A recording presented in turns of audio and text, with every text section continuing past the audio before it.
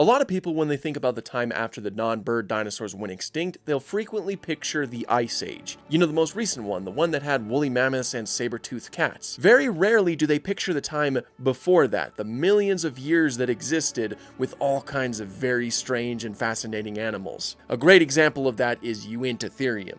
Now, Uintatherium is just an oddball. It's such a cool animal. Despite its vague rhino-like appearance, it's not a rhino, nor is it an elephant or anything like that. In fact, it belongs to a group of mammals that is now extinct, that group being the Dinoceratans. Obviously, as you can tell from these photos, it is a very strange animal, specifically in the skull. On top of its head, it had 6 structures that are oftentimes called either horns or ossicones. On the lower jaw, it had flanges that help support these huge canines, which is something that kind of makes it look like a predatory animal, though it wasn't. This was a giant vegetarian. It's likely that all of these structures, canines included, would have been used for display purposes, and it's possible that they would have been sexually dimorphic, as in the males might have had larger canines, flanges, and structures on top of their heads than females did. These guys were also pretty big, which is notable because they evolved around 10 million years after the dinosaurs went extinct, so it's really interesting to see such large animals show up in a relatively short amount of time. They also lived in a very interesting time, that being the Paleocene-Eocene thermal maximum.